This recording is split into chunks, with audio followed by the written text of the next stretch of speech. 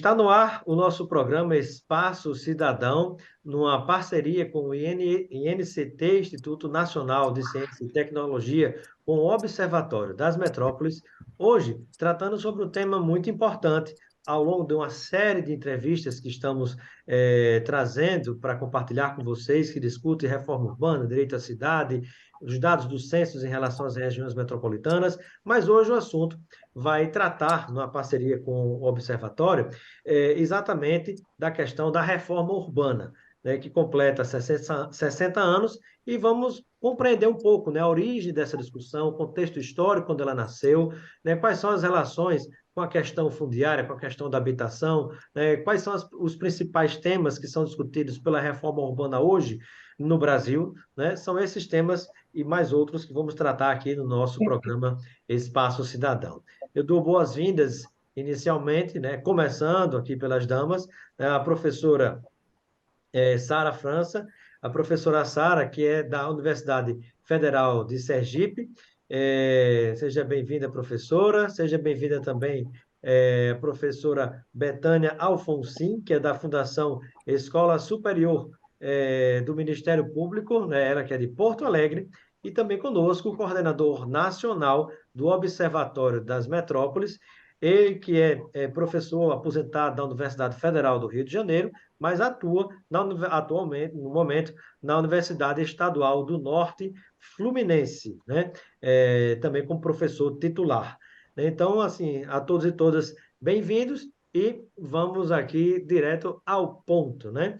Eu inicio a nossa entrevista pedindo que o professor Luiz César compartilhe conosco, né, uma visão histórica, né, de quando surge, né, esse tema, essa temática da reforma urbana. Até já respondendo a pergunta, o que é reforma urbana?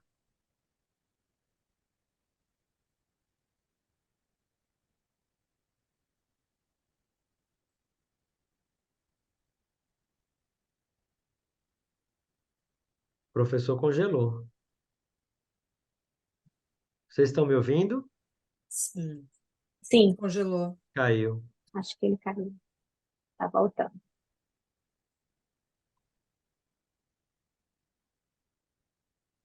Professor? Agora, eu que caí, foi? Foi. Putz, segurou lá. O senhor está próximo do roteador? Ou está com a internet dedicada? Não, eu estava tentando voltar para. Deixa eu ver aqui. Você está Para me o vendo? roteiro. Não, você já voltou, professor. Mas eu não estou vendo vocês. Agora estou vendo. Ah, tá. Desculpe. Não, imagina. Não, tudo Enfim, bem. Acontece, né, professor? Tranquilo. Tranquilo. Você chegou a ouvir a pergunta? não, a pergunta não. Certo. Né? Eu vou só refazer novamente aqui. Deixa eu ver se eu refaço a pergunta. Eu vou só lhe contextualizar qual foi a pergunta e você pode iniciar respondendo, Ok. certo? A pergunta que eu fiz, professor, foi sobre, inicialmente, o que é que nós podemos entender, né, por reforma urbana e em que contexto essa discussão surgiu. Você pode, quando eu fizer 3, 2, 1, você pode começar a responder que eu corto e já junto a outra parte com essa. 3, 2, 1. Bom, é um prazer estar aqui com você, Robson, e companhia aqui das colegas Sara e Betânia, e falando sobre esse importante tema, né?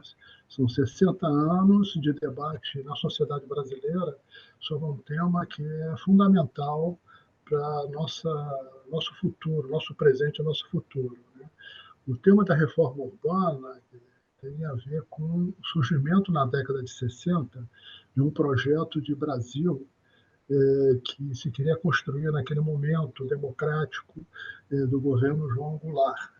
Nesse momento, com uma perspectiva de promover o desenvolvimento nacional, foi criado o Plano Trienal, e no Plano Trienal havia lá o que depois ficou conhecido como as reformas de base, que a sociedade precisava realizar para que, de fato, a gente pudesse ter um desenvolvimento econômico e social que, enfim, resolvesse as questões principais da nação brasileira, né?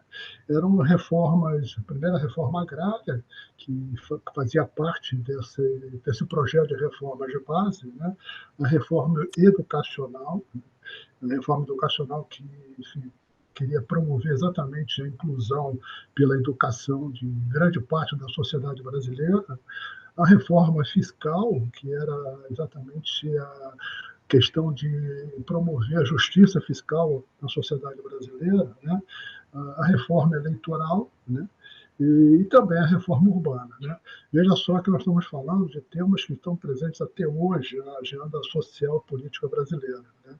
E a reforma urbana fazia parte desse conjunto de concepções, né, de reforma da sociedade brasileira, né, que pretendia resolver três grandes questões que permanecem presentes em nossa sociedade, né? A primeira é a questão do conflito distributivo da sociedade brasileira. Nós sabemos, né, que nós somos uma sociedade com um grau de concentração muito elevado de riqueza, de renda, de oportunidade.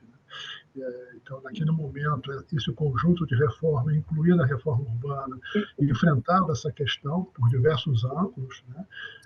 Como o conflito distributivo estava na sociedade brasileira, um conflito democrático, que era promover, de fato, um processo de democratização da sociedade brasileira, e a questão do desenvolvimento nacional, né? Ou seja, a gente ter uma capacidade de uma economia que pudesse promover amplamente o bem-estar de todos que estão na sociedade, né? Esse projeto, no entanto, foi, enfim, paralisado com o golpe de 1964, né? E no lugar da reforma urbana, o que nós tivemos foi um urbanismo conservador, elitista, desenvolvimentista, reprodutor das desigualdades e, ao mesmo tempo, completamente impeditivo da construção de uma sociedade brasileira, né? E ficou longo tempo adormecido esse projeto na sociedade brasileira, que retoma nos anos 80, em função da luta pela democracia, a luta contra a desigualdade, né? A luta pelo desenvolvimento nacional, e vai ter um momento bastante importante de retomada institucional política na Constituição de 1988, Robson. Perfeito, professor. E eu gostaria de ouvir a professora Sara França, né, da professora Sara França, um complemento em relação a esse contexto inicial que trata, né, do próprio surgimento da reforma urbana, né, os passos pelos quais ela passou até que a gente chegue no dia de hoje, onde há outras questões, algumas inclusive semelhantes às da sua origem. Professora Sara. Nesse sentido, Robson, a gente pode perceber com essa constituinte, né, um princípio muito importante, que foi o cumprimento da função social da propriedade urbana, né, que está atrelado à democratização do acesso à moradia, né. Também uma outra questão foi a importância da obrigatoriedade dos planos diretores municipais, né, em municípios acima de 20 mil habitantes, integrantes de regiões metropolitanas, como uma forma de controlar o uso e ocupação desses espaços, né?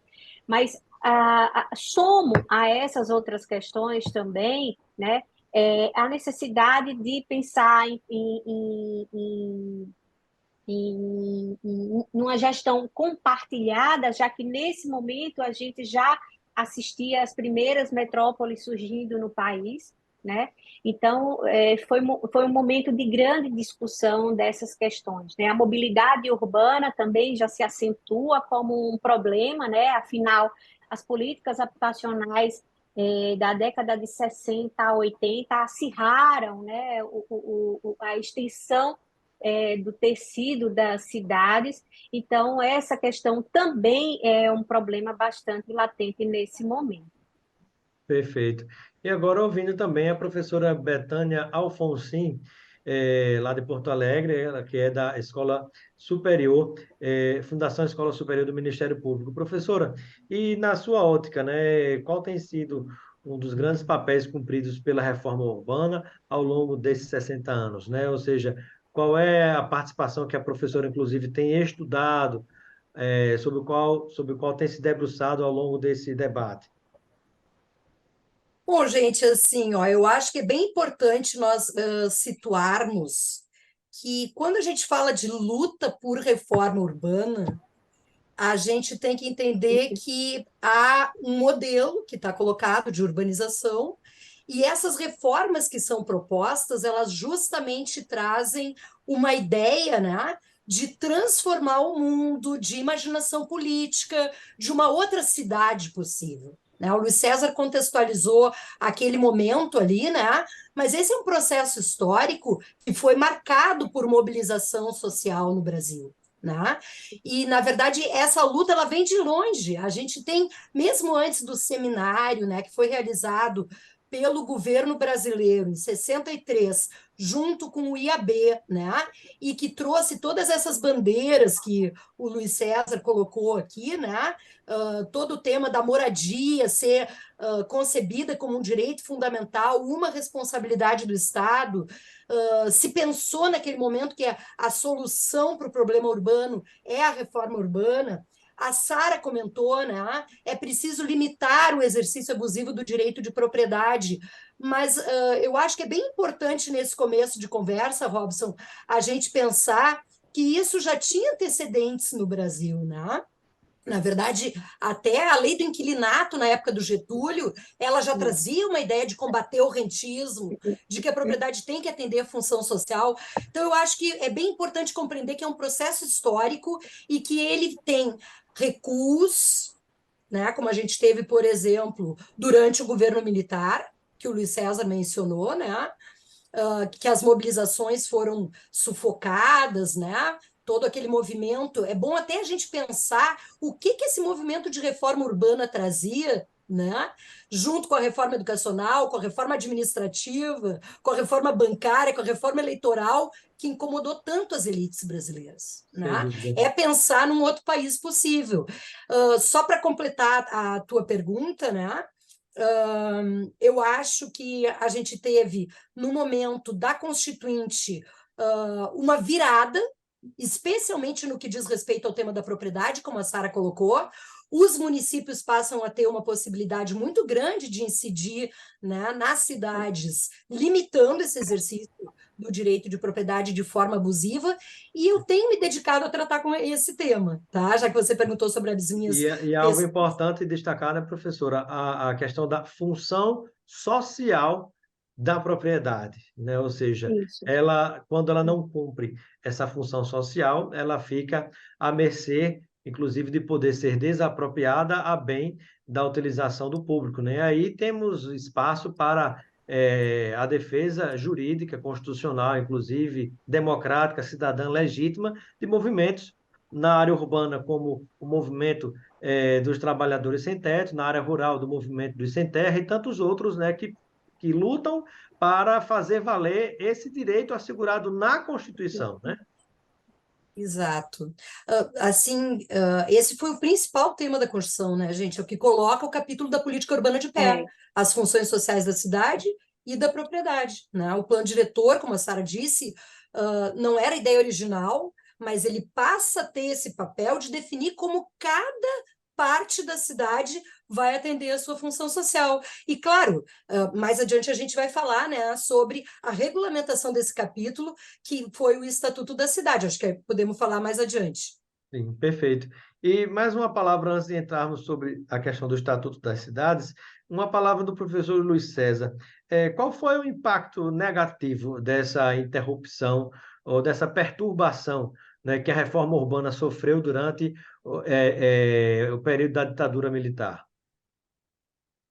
Robson, nós temos hoje um passivo na sociedade brasileira que está muito presente nas cidades e decorre desse esquecimento, esse abandono desse projeto da reforma urbana que nasce lá nos anos 60.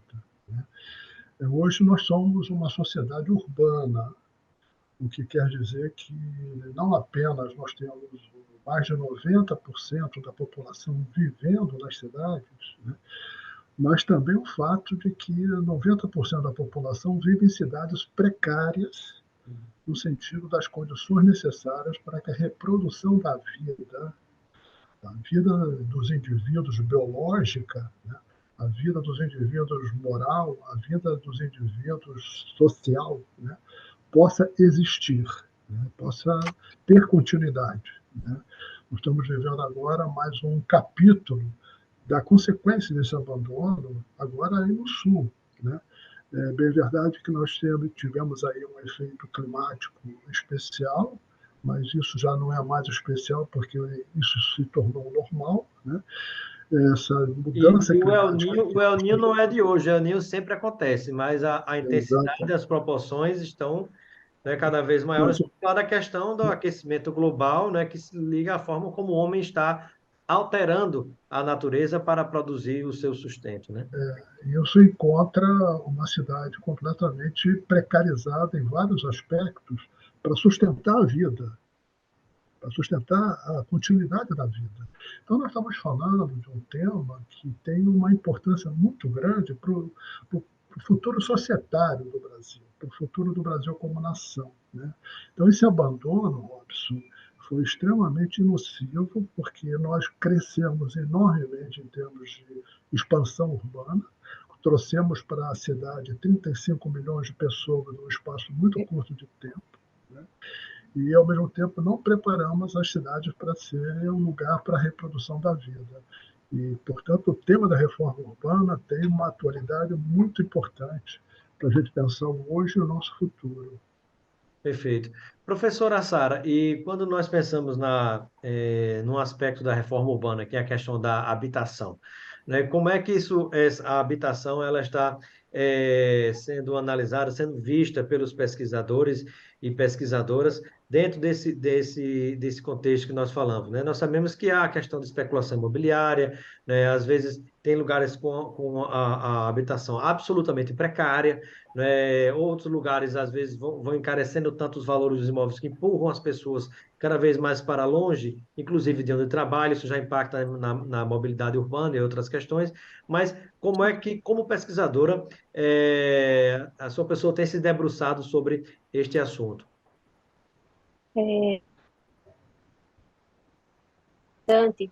E aí eu queria destacar 4 pontos. Tá? O Certo. primeiro ponto é referente à questão da moradia precária. Né? Essa urbanização intensa, né, que a gente tem assistido nos últimos anos, como o professor Luiz tão bem colocou, né, tem acentuado cada vez mais a pobreza. Né? Então, milhares de famílias não têm moradia digna, milhares de famílias vivem nas ruas, ocupando espaços públicos. Tem uma concentração muito grande da pobreza em bairros periféricos, famílias vivendo em áreas de risco, sujeitas às condições climáticas, como alagamentos, desmoronamentos, né? Bairros sem esgotamento sanitário, sem abastecimento de água de qualidade. A pandemia mostrou muito isso quando ela exigia que a gente lavasse as mãos, né? Mas milhares de pessoas não têm acesso à água, né? Ao abastecimento, vias sem pavimentação. Essas famílias moram distantes dos postos de trabalho e, consequentemente, têm gastado horas e horas e custos altos dos seus salários com transporte público de péssima qualidade. Né? São custos que extrapolam a renda mensal. Né? Então, são pessoas que se encaixam num cenário de vulnerabilidade social, de insegurança alimentar, né? Sem acesso à educação, à saúde, ou seja, elas estão à mercê do direito à cidade. Né?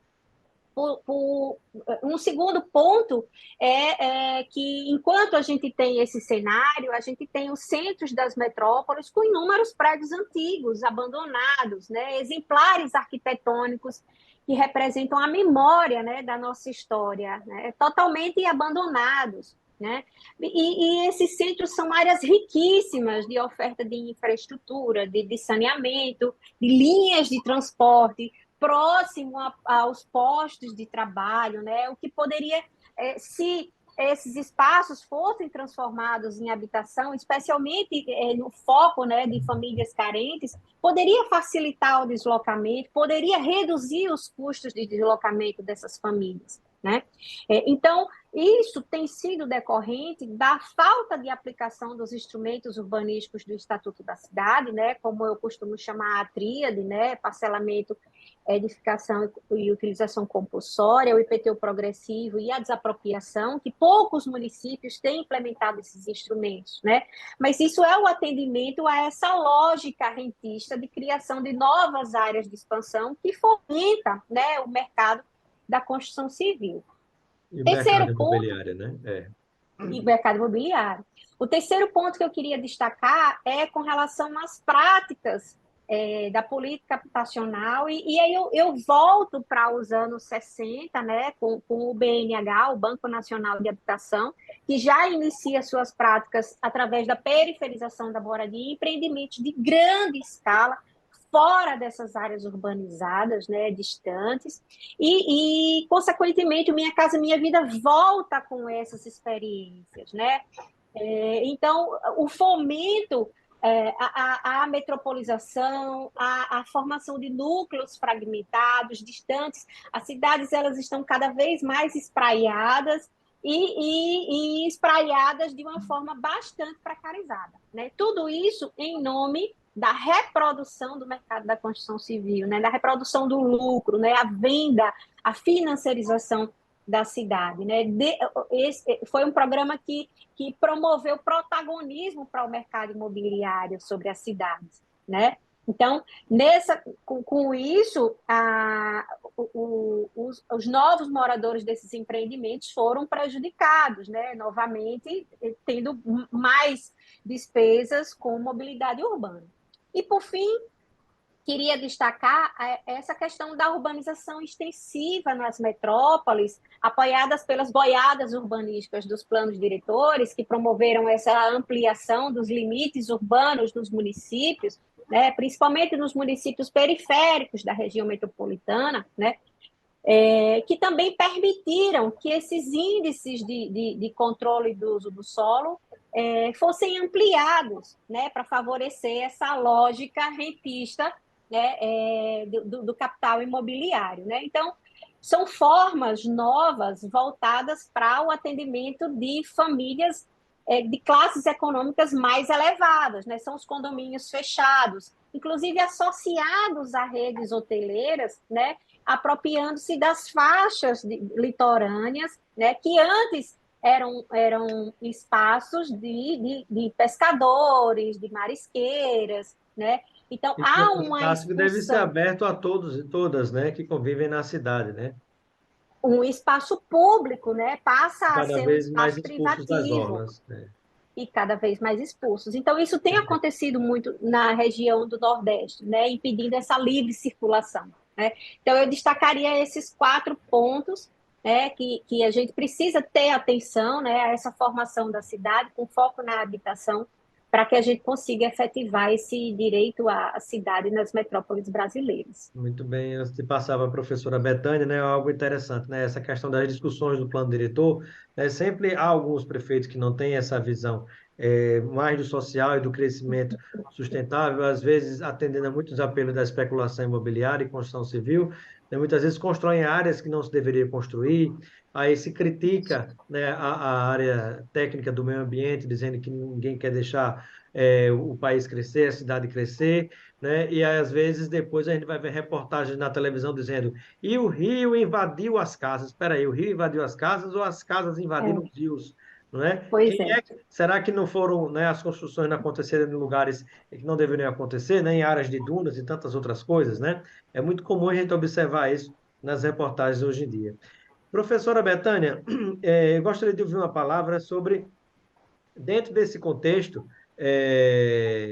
de tentativa eh, de regularizar, né, de regularizar a situação, tanto no campo quanto na cidade, mas aqui falamos da reforma urbana, falamos das cidades, né? O que é que mais dificulta essa tentativa de regularização fundiária na sua visão e como é que isso prejudica, né, o todo da reforma urbana?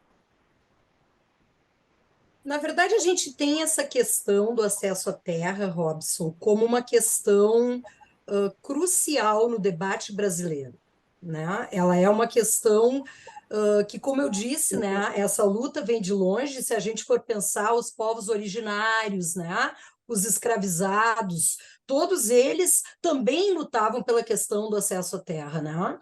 Com esse processo de urbanização que o Luiz César frisou as características, né, que a gente acabou tendo, a Sara também comentou, né, a gente vai ter um deslocamento de pessoas para cidades que não estavam preparadas, né, para receber esse contingente populacional que o Luiz César mencionou aqui. E essas pessoas vão passar a acessar a terra pela via da posse, né? Eu acho que é super importante que a gente compreenda o quanto no Brasil, em que pese, né, a gente ter o direito de propriedade regulado no Brasil desde 1850 com a Lei de Terras, o quanto ele sempre foi uma forma de acesso à terra que privilegiou a população mais rica do país, tanto pela sua origem, né, que tem uma colonialidade muito importante ali na Lei de Terras, onde sesmarias se tornam propriedades, e depois pelo fato de que a principal forma de acessar a terra regularmente no país pela via da propriedade é a herança, ou seja, uma perpetuação da riqueza, e o contrato de compra e venda, ou seja, você precisa ter dinheiro para acessar um título de propriedade. Então, E o essas dinheiro que não é posses... pequeno, não é, professora? Porque Não, quando você quer e a terra... regularizar, é uma fortuna que se paga ao cartório, à prefeitura em termos de taxa, né? E a terra, E a Robson, no terra também Brasil, para você ela comprar, é né? tanto mais cara quanto melhor localizada ela está na cidade e melhor servida de infraestrutura. Então, é uma perversidade muito grande, né? Porque o preço da terra vai aumentando em função das suas características, né? Ela é um bem muito especial, né?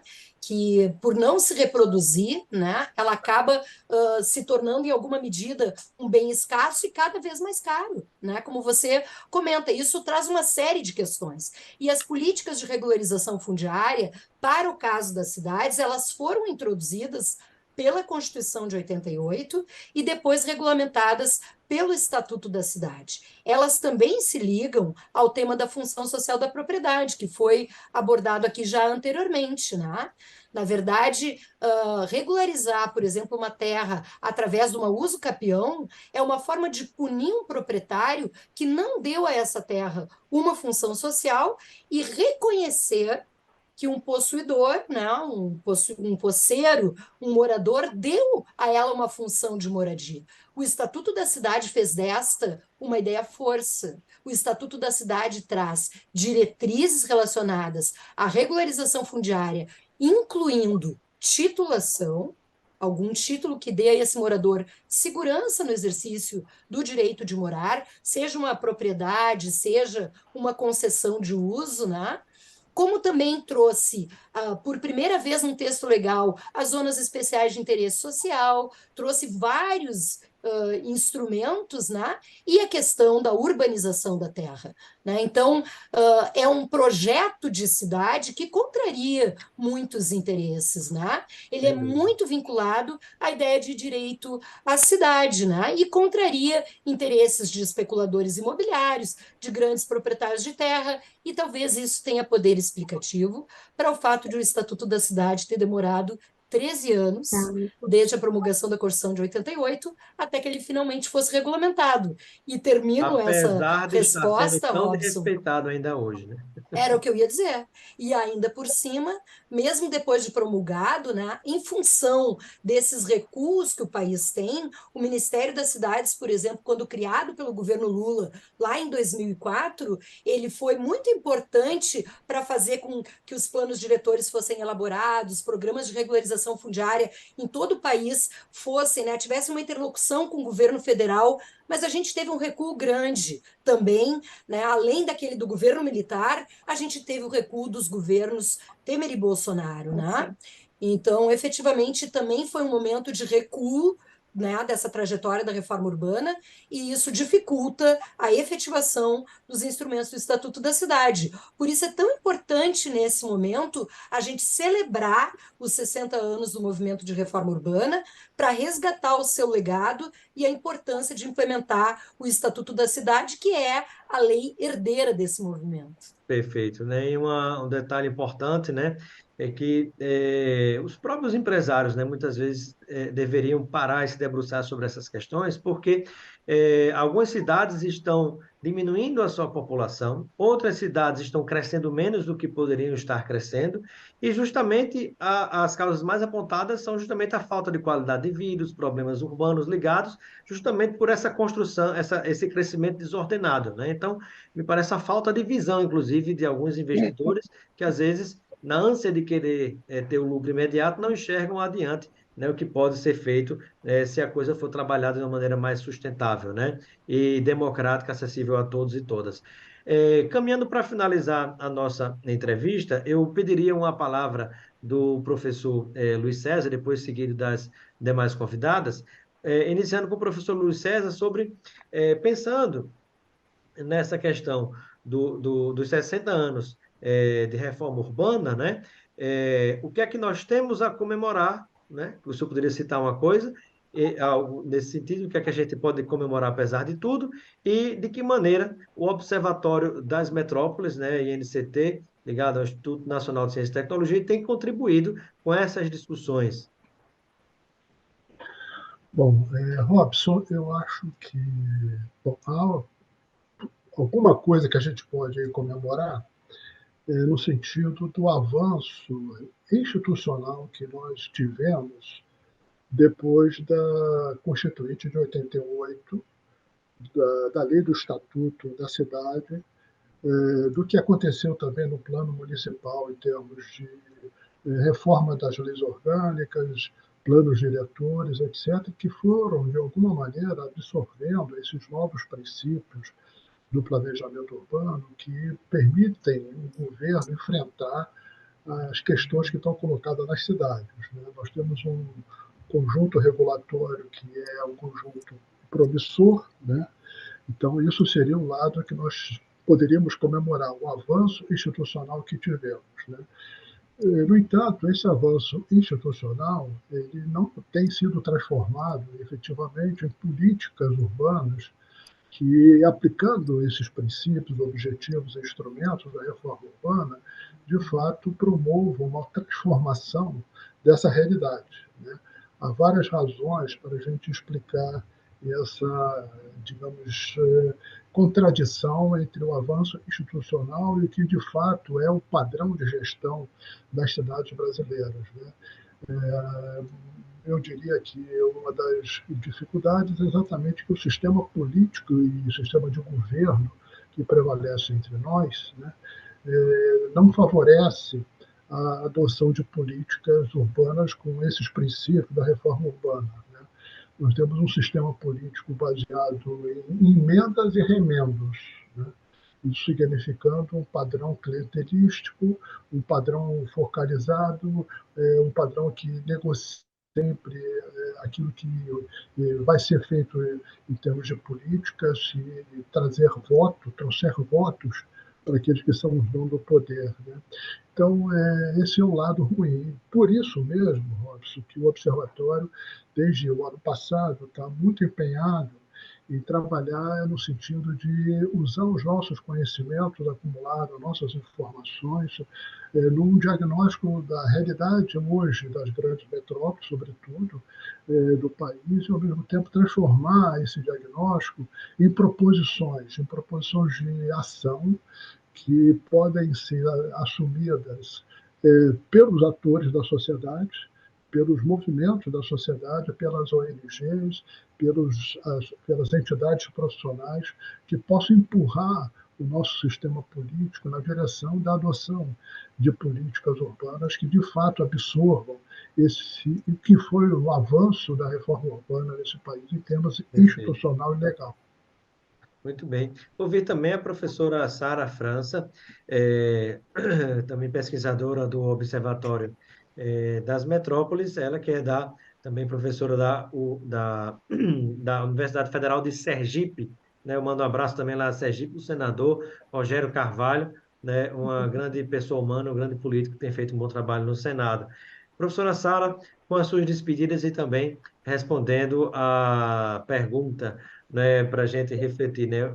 Algo que a gente pode comemorar com os 60 anos dessa discussão sobre reforma urbana e também, né, o que é que, na sua visão, né, merece ser complementado diante do que a gente conversou até agora. Para complementar o professor Luiz, né, acho que um grande ganho, né, um grande avanço foi o envolvimento da participação popular, né? O orçamento participativo teve um papel enorme, né, nessa questão do controle social, da transparência dos gastos públicos, embora, né, tenha se encerrado consequentemente, a gente precisa retomar, né, esse instrumento riquíssimo, né? Abrindo parêntese, há grandes trabalhos do professor Leonardo Avritzer, né, que mostram exatamente, né, a importância dessa forma de participação, né? Exatamente, né? Nos últimos anos nós perdemos, né, esses instrumentos de controle, né, em função das gestões, né, que impediram, né, que houvesse, né, esse controle social e a transparência, né, também do acesso às informações, às decisões, né? Então acho que tem uma comemoração dos 60 anos, mas que houve um retrocesso muito grande, né, nos últimos anos. E somando também ao que o professor Luiz trouxe, né, no tocante ao cenário da habitação, acho que o Ministério das Cidades foi um grande avanço, né, que também teve uma interrupção, né, trouxe o Plano Nacional de Habitação, embora acho que a gente precisa trazer de forma mais incisiva, né, o planejamento municipal, né, afinal os conflitos sociais ocorrem nos municípios, né? As disputas ocorrem nos municípios, né? Então, a gente precisa centrar o planejamento habitacional, o planejamento urbano, dar um lugar merecido à habitação. Eu costumo dizer nas minhas aulas que todo mundo precisa de um lugar para morar. É o princípio básico do cidadão, né? Antes da gente ter é, antes da gente ir para a escola, né, a gente precisa de um comprovante de endereço, né, para garantir a matrícula, né? A mãe só matricula o filho na creche, né, mediante um comprovante de endereço, né? Então a moradia tem uma importância gigantesca na vida de um cidadão e a gente precisa retornar essa temática para um ponto central da discussão da reforma urbana, né? Então, acho que são essas questões que eu gostaria de destacar aqui. Perfeito. Impacta igualmente na questão de oportunidades de trabalho, né? Às vezes você não tem nenhum comprovante de residência, Perfeito. como é que você consegue um emprego? Né? E às vezes quando você mora em lugares tão distantes, você acaba sendo excluído, discriminado daquelas oportunidades que estão sendo oferecidas, né? E vai trabalhar na informalidade, né? Exato. Sem os direitos trabalhistas. Então, isso gera muitos Vê como problemas, um né? problema está ligado Sociais. ao outro, né? Perfeito. Extremamente interligado.